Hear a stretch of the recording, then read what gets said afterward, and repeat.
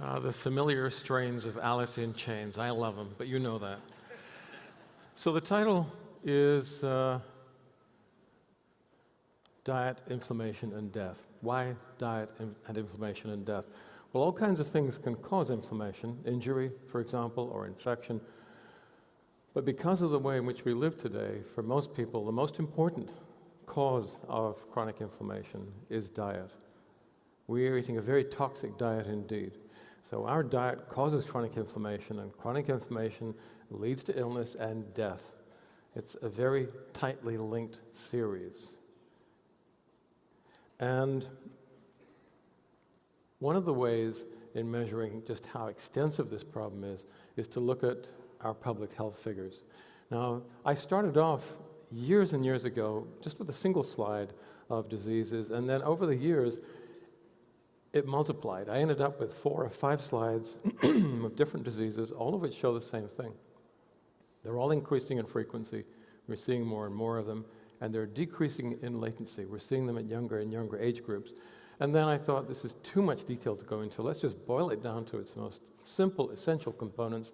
And you can see here, these are all different kinds of diseases. They're all very, very different. They affect different parts of the body. They're treated by different drugs. They're seen by different specialists. And all of them are becoming more frequent.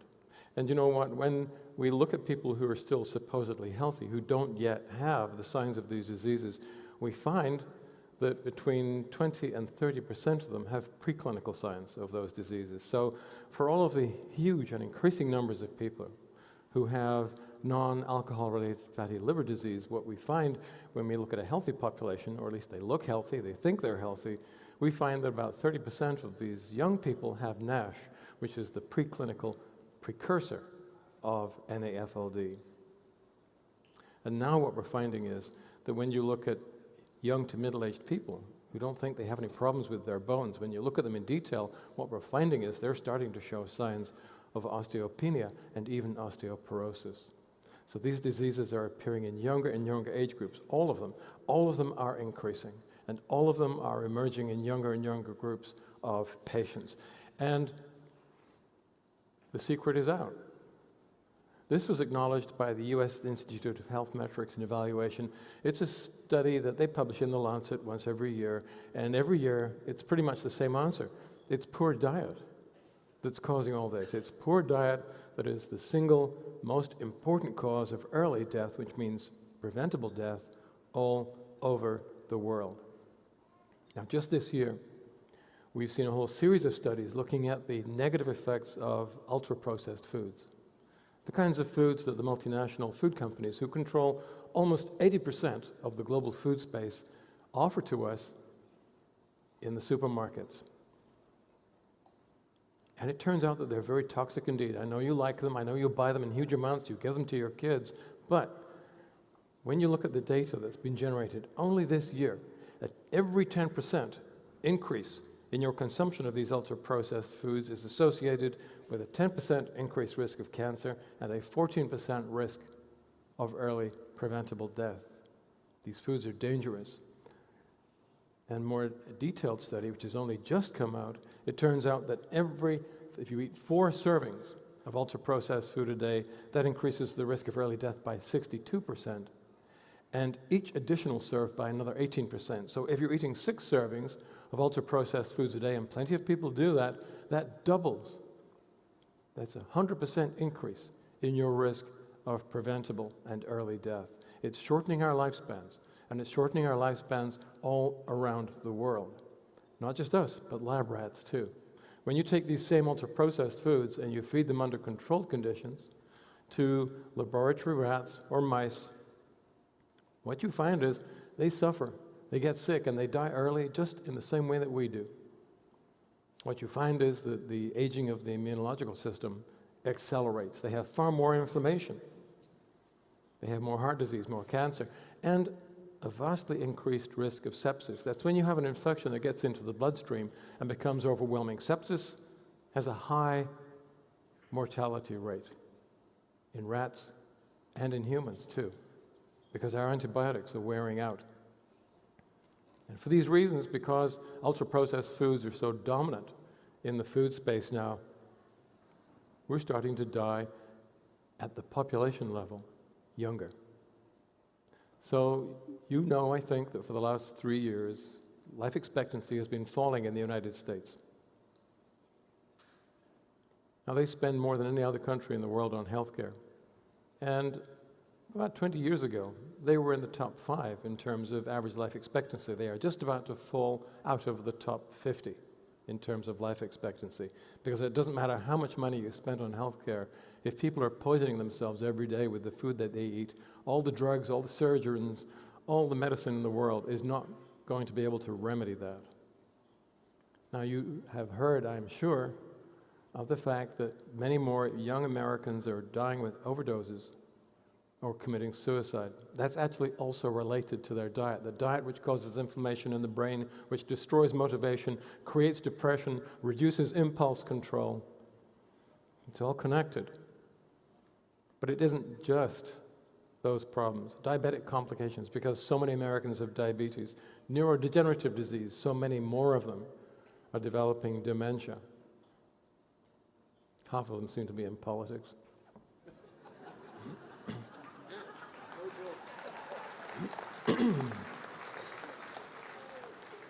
Oh, no, I wasn't talking about Mr. Trump. He's a terrible president, but he was the best candidate. I mean, no doubt about that. But what I want to show you is that it's just as it was in the lab rats. When we look at what more and more people are dying of, sepsis, because people's immune systems are breaking down, because you're poisoning yourselves. They're poisoning themselves in particular with all of the ultra-processed foods they eat. Now, when those figures came out, I made a public prediction that Britain would be the next, and that's exactly what has happened. In Britain, for the last 2 years, life expectancy has been falling, and you know what? It's exactly the same patterns of increasing disease that we're seeing in Britain that we saw in the United States. And some of you have heard me talk about this before. I made a prediction about a year ago saying that the next countries where we're going to see life expectancy starting to fall are Germany, Ireland, Finland, and Poland. And the reason for that is very simple. Americans consume almost 60% of all of their calories in the form of ultra-processed foods. Britain comes next at about 52, 53%, but then that's 50.7. It's actually higher than that now. It's about 52%. But look who is the next in line. And you can see here, it's Germany, 46.2. And it's Finland at 40.9, Ireland at 45.9. And these figures are moving from north to south and from west to east as the multinational food companies roll their toxic products down across Europe. And there isn't any political party or any individual politician who sees this catastrophe, who understands it, or is willing to stand up and do anything about it. I said that Germany is going to be the next in line, and that was corroborated by a statement from the Max Planck Institute for Demographic Research. This was in 2018, just last year. And for those of you who can read German, you can read the German. For everybody else, Germany now has the lowest life expectancy in Europe, and it's going to start going south within the next 2 to 3 years. We're killing ourselves with these terrible foods that we eat because they cause inflammation. Now, the omega-6s and omega-3s play an important part of this. And the reason is, you need to have inflammation. You need to be able to mount an inflammatory response if you have an inflammatory challenge, which could be an infection, it could be an injury. So the body starts the inflammatory sequence, and the omega-6s are involved in starting that inflammation. That's like the accelerator on a car. But once you have enough inflammation and you've removed the damaged tissue, now you need to stop the inflammation and heal and rebuild new healthy tissue, and that's where the omega-3s come in. The omega-3s come in, and they're like the brake on the car. So the omega-6s are the accelerator, the omega-3s are the brake, and you need to have them both. You need to be able to mount that inflammatory sequence and then stop it when you have had enough. But the problem is, as you know, and we know this more than anybody else does in the world, we have hugely excessive 6-to-3 ratios because of these grotesquely irresponsible food companies. that are poisoning us with their shoddy processed foods. 15 to 1 on average in Europe, 25 to 1 on average in the United States.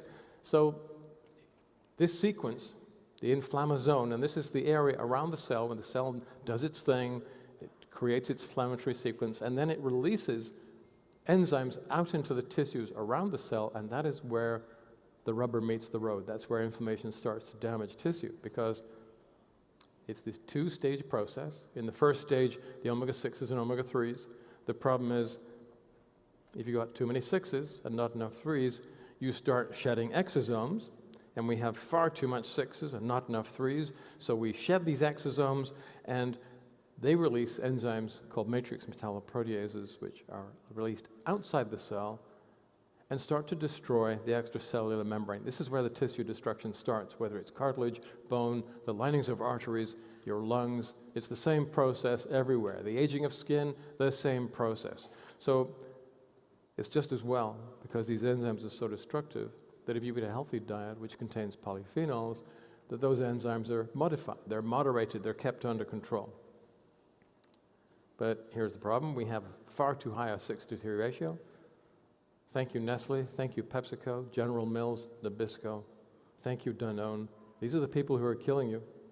And so what that means is that the first half of this sequence is running far too hot. And then the polyphenols have gone, so these enzymes are being released, and they destroy the matrix, and that causes inflammation. But there's something else about this diet that is causing us problems. You see, if you have a healthy diet with prebiotic fibers, your gut is full of these green bacteria, gram-positive bacteria, which are anti-inflammatory. But the modern ultra-processed diet takes those prebiotic fibers away. The green bacteria, the gram-positive species, die, and they're replaced by red. That's gram-negative, and they cause chronic inflammation.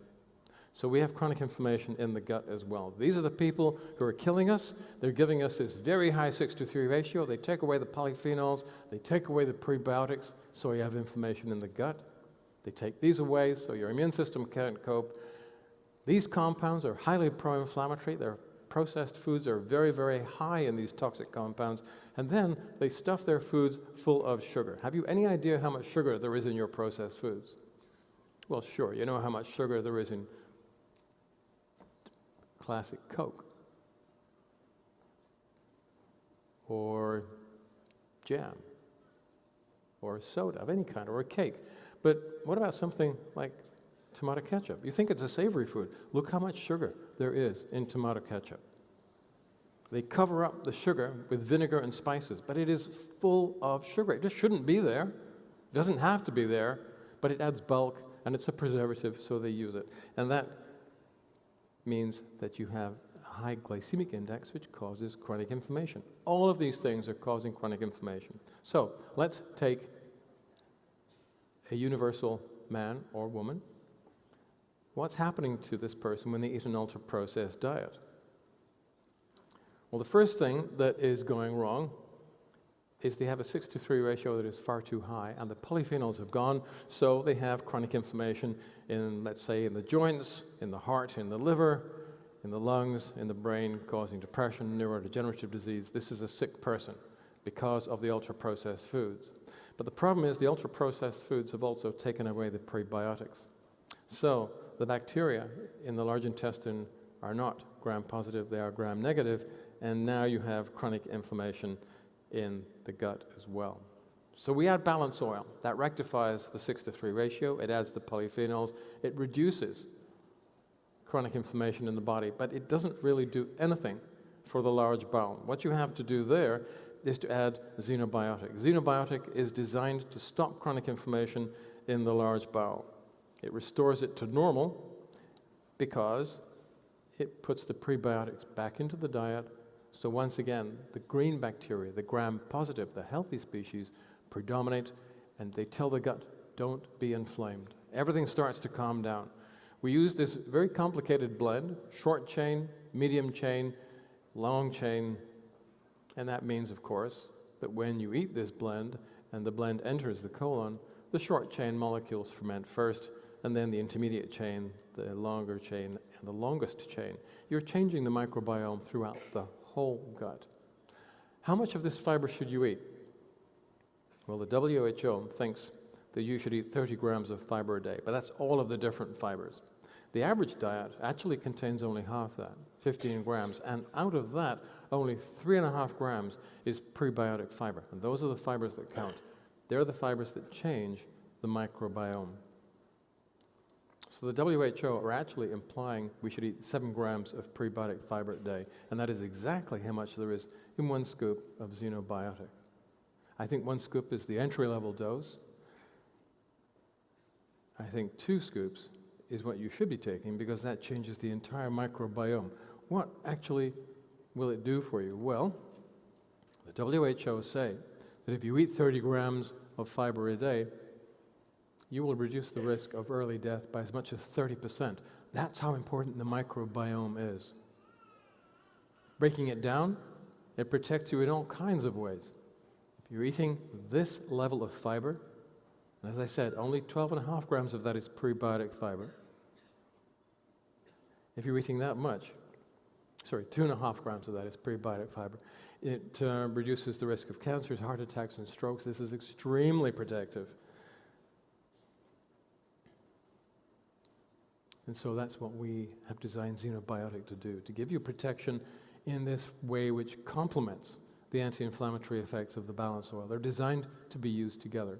I know that it kind of looked, first of all, Zinzino introduced balance oil, then we had Extend, then Xenobiotic. It looked kind of random, but it was all part of a fiendish plan. All these things fit together.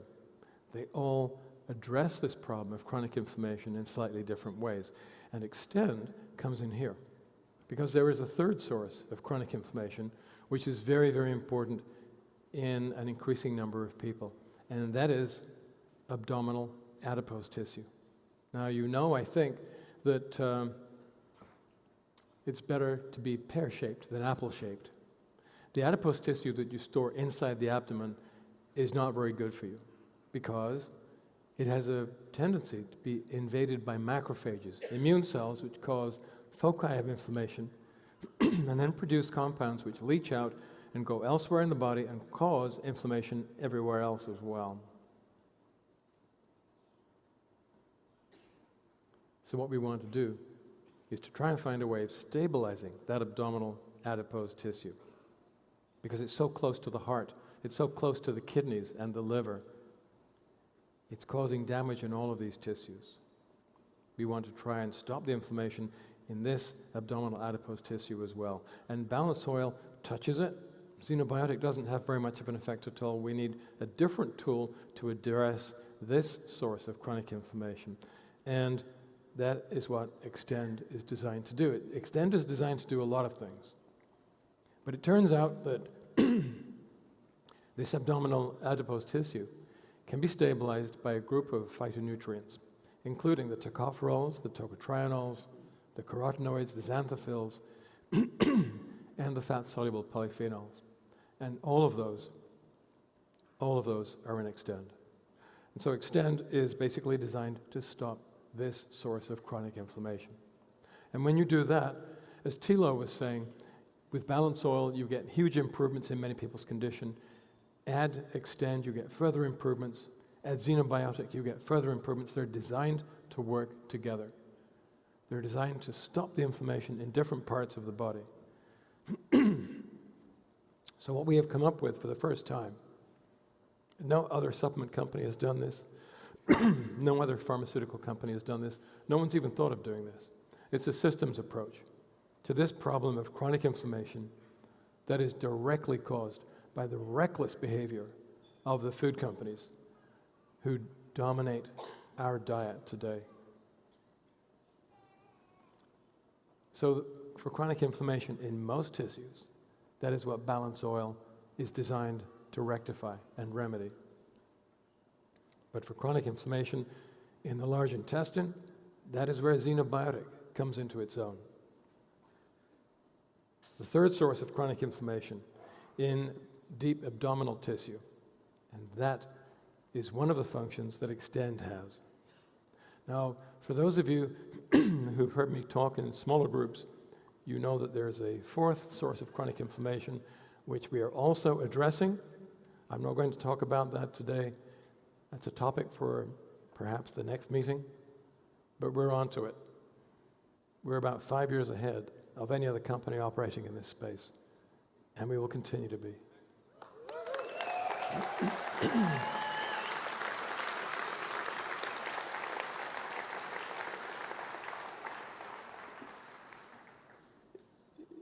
You know, right now we have a situation where the doctors are brainwashed by the pharmaceutical industry.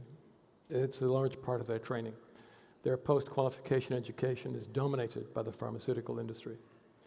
And the food industry sits out to one side, makes everybody sick, and the doctors then think the only way we can treat that is with pharmaceutical products. It's a mess. And public health continues to get worse. The supplement companies, what are they doing? Well, they're really insignificant. If you look at the products that the supplement companies produce, they're tokens. They're so badly formulated. I don't like the supplement industry at all. One effervescent vitamin C tablet is neither here nor there. One capsule of shoddy fish oil. One vitamin E capsule.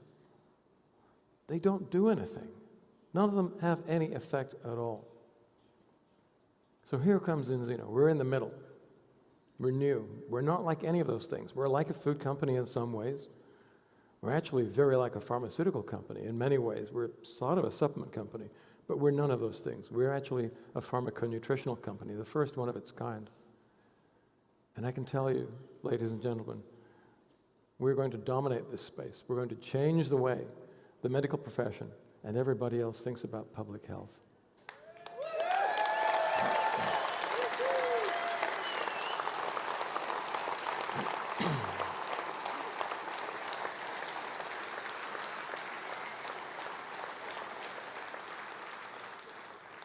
So thank you for your help in this great project. Thank you.